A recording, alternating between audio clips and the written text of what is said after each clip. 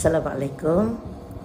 Bertemu lagi dalam siri Tadabbur satu ayat daripada surah Yasin. Ini adalah siri yang ke-16. Kita akan cuba fahami ayat yang ke-18 insya-Allah.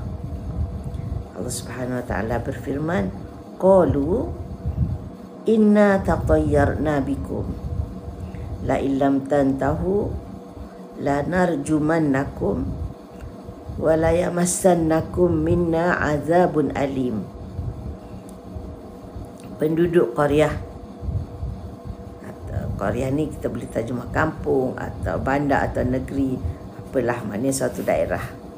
Jadi yang Allah hantar kepada mereka 3 orang rasul serentak untuk mengajak mereka beriman kepada Allah Subhanahu wa ta'ala.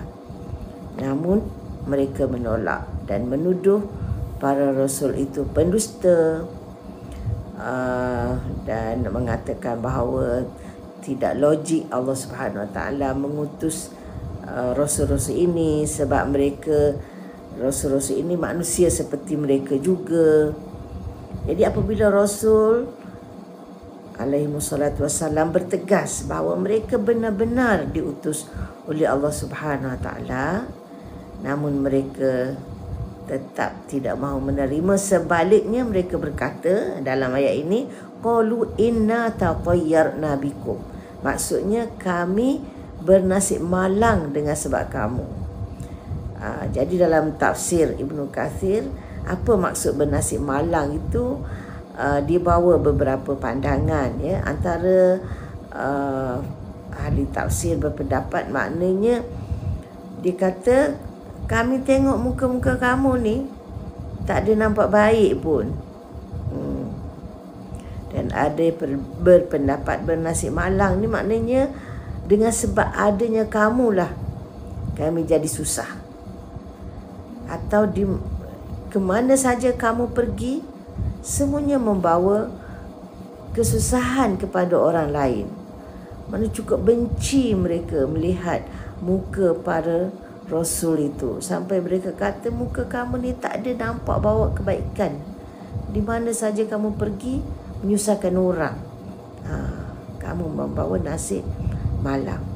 Jadi oleh sebab mereka menuduh, mendakwa bahawa para rasul ini membawa sesuatu yang tidak baik buat mereka, maka mereka ugut, la illam tantahu, jika kamu tidak berhenti daripada usaha nak dakwah kami tu, daripada dakwah kamu mengajak kepada apa yang kamu nak ajak tu, la illam tantahu, apa dia, la narjumannakum, nescaya kami akan rejam kamu. Rejam di sini kata ahli tafsir membawa 2 maksud. Rejam boleh membawa maksud baling batu. Maknanya itu baling batu kena fizikal lah, menyebabkan mungkin luka parah dan mungkin bawa mati. Sebagaimana kita pernah dengar hukuman orang yang berzina itu direjam sampai mati. Itu maksud rejamnya, baling. Dan satu lagi, rejam juga bermakna kutuk dengan lidah. Jadi dua-dua itu menyakitkan lah. Ya, kutuk, cela, itu juga bermakna rejam. Ya, kutuk, cela, apa lagi ya, melemparkan kata-kata yang kesat dan keji lah. Maknanya kalau kamu tak berhenti, kami tetap akan rejam kamu. Rejam boleh bermakna mengutuk dengan kata-kata, sehingga kamu tak tahan nak dengar ni.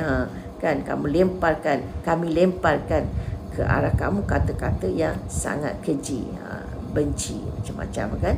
Ataupun ambil batu rejam kamu, baling, biar sampai tersiksa dan sampai matilah. Itu yang dikatakan wala yamassannakum minna azabun alim, maknanya kamu akan rasai daripada kami azab yang sangat pedih. Jadi apa pengajaran yang kita dapat ambil di sini, ya? mereka yang mendustakan dakwah Nabi, mereka yang tidak mahu terima dakwah, sebenarnya mereka tidak ada hujah, tidak ada alasan yang kukuh. Mereka tak nak terima kerana tak nak terima, kerana hawa nafsu, kerana kesombongan, kerana hasutan syaitan. Mereka menolak bukan kerana ada alasan yang benar. Jadi oleh kerana mereka tidak dapat berhujah, ya, tidak dapat menunjukkan bukti-bukti kenapa mereka tak nak terima ni, jadi akhirnya mereka tak ada jalan lain. Mereka hanya menggunakan kekerasan. Jadi ugut, tak berhenti juga. Kami dera kamu, kami seksa kamu, kami baling kamu. Itulah kan, bukan nak tunjuk bukti bahawa kamu ni salah sebenarnya. Ini bukti-bukti. Tak begitu. Jadi orang yang berada di pihak yang salah ni, mereka sebenarnya tidak ada hujah. Lalu mereka mencari jalan supaya pendakwah berhenti dengan menggunakan kekerasan. Jadi mungkin kita pernah dengar zaman sekarang kan, pendakwah ditangkap, pendakwah dipenjarakan, pendakwah diikat mulut dia, macam-macam cara lah kan. Jadi orang yang menolak dakwah ini sebenarnya mereka tidak boleh berhujah. Mereka cuma menolak kerana atas alasan nak tolak aja kan, bukan berdasarkan kepada bukti yang kukuh bahawa apa yang dibawa oleh para pendakwah ini salah. Jadi sebenarnya mereka lah yang berada di pihak ni, penentang-penentang inilah sebenarnya yang berada di pihak yang salah. Ya, jadi pada sahabat-sahabat yang nak meneruskan tugasan para Rasul alaihi wassalatu wassalam untuk menyampaikan dakwah kepada ummah, kepada manusia, kepada masyarakat, yakinkan kebenaran yang kita bawa, kemudian teruskanlah menyampaikan dakwah walaupun menghadapi pelbagai tentangan dan cabaran. InsyaAllah Allah akan sentiasa bersama dengan hamba-Nya yang menyampaikan kebenaran daripada Allah Subhanahu wa ta'ala. Jangan takut, jangan serik, jangan putus asa dengan sebab tentangan daripada manusia. Walau sehebat mana pun tentangan mereka, akhirnya pendakwah mesti menang. Pendakwah mesti ditolong oleh Allah Subhanahu wa ta'ala. Sekian dulu ayat yang ke-18. Jumpa lagi dalam siri akan datang ayat yang ke-19. Wassalamualaikum.